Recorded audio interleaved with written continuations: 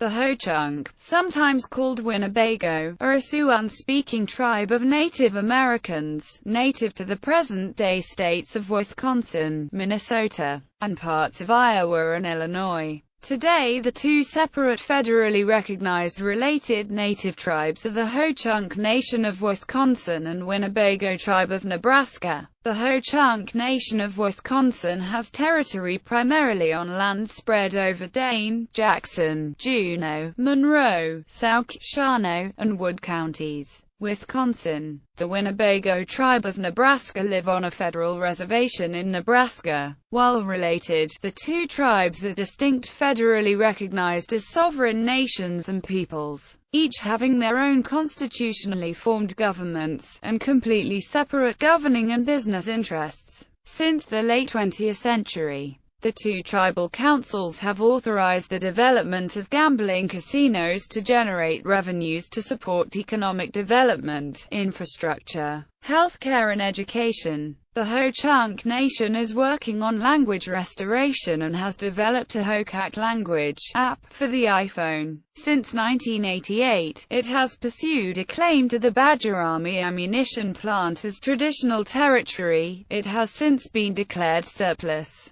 But the Ho-Chunk have struggled with changes in policy at the Department of the Interior. It supported their claim in 1998 but in 2011 refused to accept the property on their behalf. To build on its revenues from casinos, the Winnebago tribe created an Economic Development Corporation in 1994. It has grown and received awards as a model of entrepreneurial small business. With a number of subsidiaries, it employs more than 1,400 people. It has also contributed to housing construction on the reservation. Like more than 60% of federally recognized tribes, it has legalized alcohol sales on the reservation in order to retain revenues that used to go to the state in retail taxes. The Ho-Chunk were the dominant tribe in their territory in the 16th century, with a population estimated at several thousand. Their traditions hold that they have always lived in the area. Ethnologists have speculated that, like some other Siouan peoples, the Ho-Chunk originated along the east coast and migrated west in ancient times.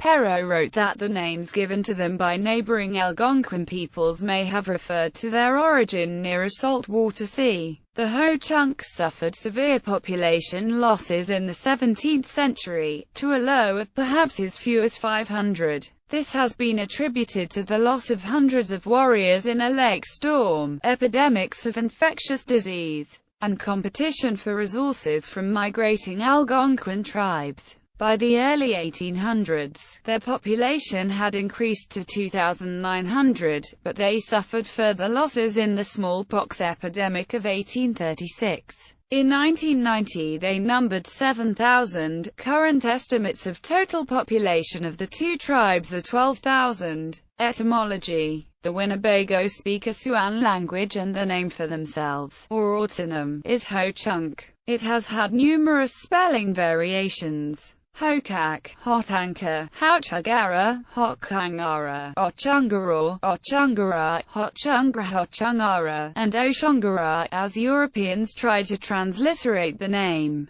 Translations include the Fish Eaters, the Trout People, the Big Fish People, the Big Speech People, the People of the Big Voice, the People of the Parent Speech, and the People of the Original Language. Current elders say it means the people of the big voice, or the people of the sacred language. The term Winnebago was derived from an exonym, that is, a name given to the people by others, in this case, the neighboring Algonquin-speaking tribes, such as the Fox, Sauk, and Ojibwe. Various speakings exist, reflecting the French and English colonists' attempts to record transliterations of the Algonquin words for the people. These include Winnebago, Winnebago, Winnebagos, Winnepegi, Winnipeguek, and Winnipeg. This name has been variously translated as people of the stinking water, people of the filthy water, people of the stagnant water, and people of the smelly waters. The Algonquin words do not have the negative overtones associated with the French word puant and the English word stinky. The French translated and shortened the name to simply Les Puants,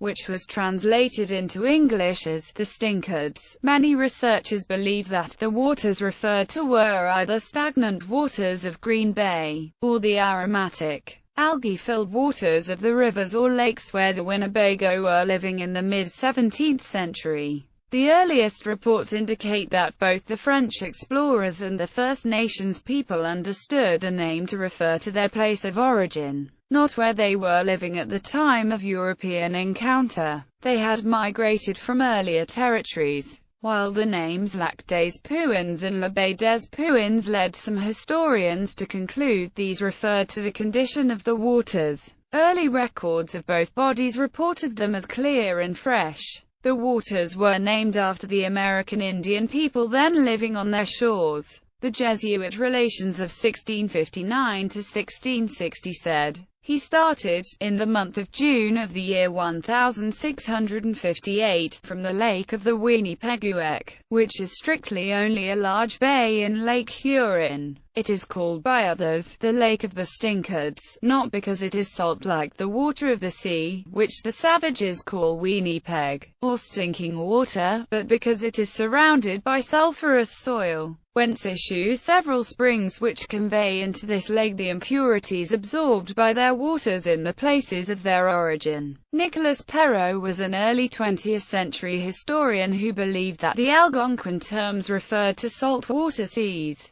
as these have a distinctive aroma compared with freshwater lakes. An early Jesuit record says that the name refers to the origin of La Puins near the saltwater seas to the north. Algonquins also called the Winnebago the people of the sea. When the explorers Jean Nicolet and Samuel de Champlain learned of the sea connection to the tribe's name, they were optimistic that it meant Les Puins were from or had lived near the Pacific Ocean. They hoped it indicated a passage to China via the great rivers of the Midwest. In recent studies, ethnologists say that the Winnebago, like the other Siouan-speaking peoples, originated or coalesced on the east coast of North America and gradually migrated west. The early 20th century researcher H.R. Holland said they originated in Mexico, where they had contact with the Spanish and gained a knowledge of horses. He cites the records of Jonathan Carver, who lived with the Winnebago in 1766 to 1768. But contact with the Spanish could have occurred along the Gulf of Mexico or the South Atlantic coast, where other Siouan tribes originated and lived for centuries. Others suggested that the Winnebago originated in saltwater areas, to explain how Midwestern tribes had a knowledge of the Pacific Ocean, which they described as where the earth ends and the sun sets into the sea. The Ho-Chunk say that their people have always lived in what is now the north-central United States. Linguistic and ethnographic studies have generated other deep histories of the various American Indian peoples. History. The written history of the Ho-Chunk begins with the records made from the reports of John Nicolet, who, in 1634, was the first European to establish contact with this people. At that time, the Winnebago Ho-Chunk occupied the area around Green Bay of Lake Michigan in Wisconsin, reaching beyond Lake Winnebago to the Wisconsin River and to the Rock River in Illinois. The tribe traditionally practiced corn agriculture in addition to hunting. They were not advanced in agriculture. Living on Green Bay, they fished, collected wild rice, gathered sugar from maple trees, and hunted game. Although their Siouan language indicates either contact or common origin with the other peoples of this language group, who originated in the East, the oral traditions of the Ho-Chunk speak of no other homeland other than what is now large portions of Wisconsin, Iowa, and Minnesota. These traditions suggest that they were a very populous people in the dominant group in Wisconsin in the century before Nicolet's visit. While their language was Siouan, the culture was similar to the Algonquin peoples. Current elders suggest that their prehistory is connected to the mound builders of the region of the Hopewell period. The oral history also indicates that in the mid-16th century, The influx of Ojibwa peoples in the northern portion of their range caused the Ho-Chunk to move to the south of their territory. They had some friction with the Illiniwek, as well as a division of the people. The Chippewa group moved west because the reduced range made it difficult for such a large population to be sustained. Nicolay reported a gathering of approximately 5,000 warriors as the Ho-Chunk entertained him. Historians estimate that the population in 1634 may have ranged from 8,000 to more than 20,000. Between that time and the first return of French trappers and traders in the late 1650s, the population was reduced drastically. Later reports were that the Ho-Chunk numbered only about 500 people. They lost their dominance in the region when numerous Algonquin tribes migrated west to escape the problems caused by the powerful Iroquois tribes' aggressiveness in the Beaver Wars. They competed with the Ho-Chunk for game and resources, who had to yield to their greater numbers. The reasons given by historians for the reduction in population vary, but they agree on three major causes: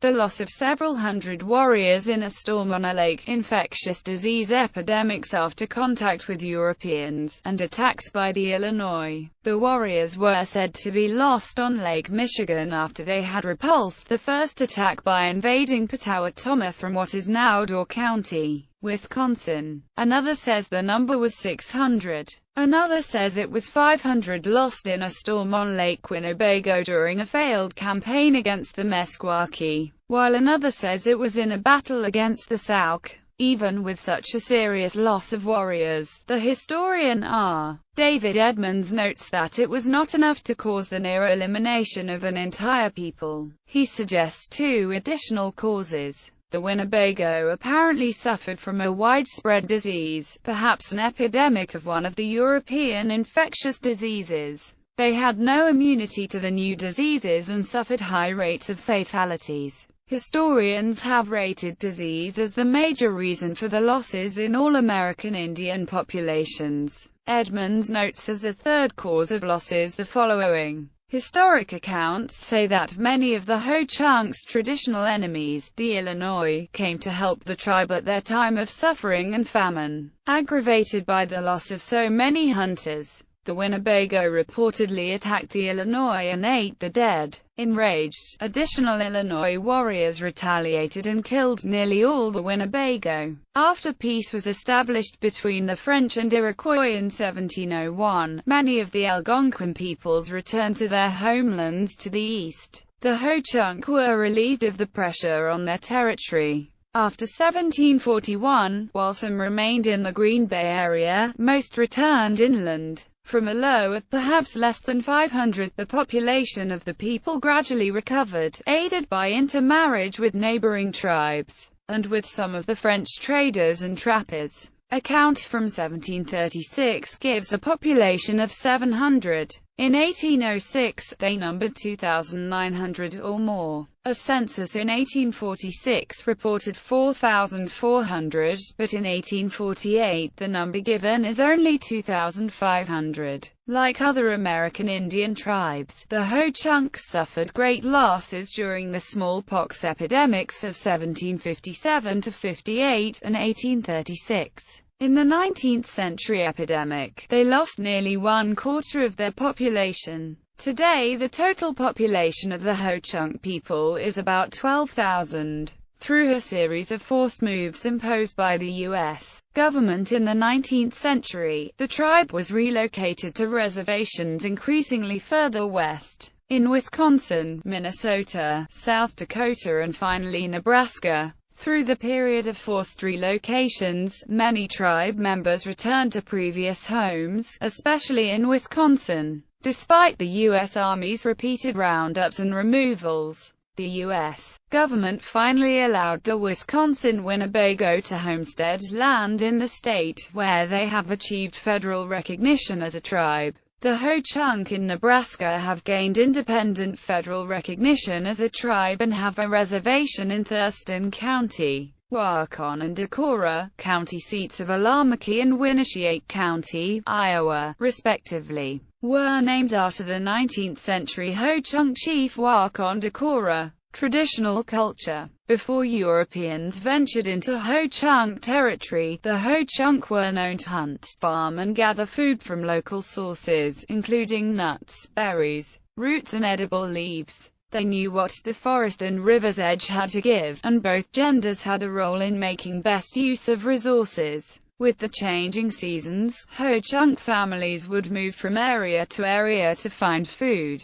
For example, many families would return to Black River Falls, Wisconsin to pick berries in the summer. The Ho-Chunk woman was responsible for growing, gathering and processing food for her family. She cultivated varieties of corn and squash, in order to have different types through the growing season, and gathered a wide variety of roots, nuts and berries, as well as sap from maple trees. In addition, women learned to recognize and use a wide range of roots and leaves for medicinal and herbal purposes. The maple sap was used to make syrup and candy. Women also processed and cooked game, making dried meats combined with berries, which could sustain the people and hunters when traveling. They tanned the hides to make clothing and storage bags. They used most parts of the game for tools, binding, clothing, and coverings for dwellings. They were responsible for the survival of the families, caring for the children as well as elders.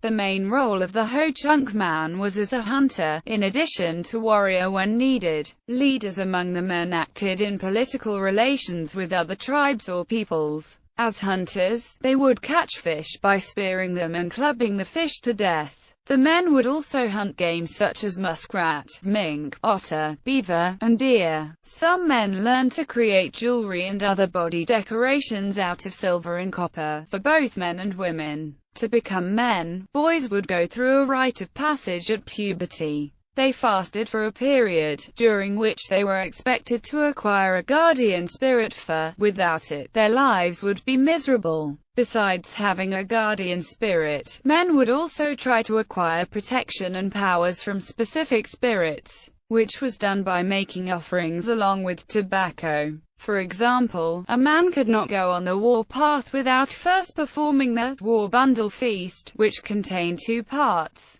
The first part honored the night spirits and the second part honored the thunderbird spirit. The blessings that these spirits gave the men were embodied in objects that together made the war bundle. These objects could include feathers, bones, skins, flutes, and paints. After the boys became men, they were allowed to court young women. Young men would first visit young women in their menstruation lodges. Women were separated from their families during this time because of the Ho-Chunk belief that a woman's menstruation was strong medicine. Other occasions associated with blood, such as childbirth, or preparation for war, also called on strong medicine. Men visited women in their lodges at night, as there was some shame in associating with a woman during menstruation. After courting, the man and woman would elope. Elopement was an accepted and practiced form of marriage in the Ho-Chunk culture.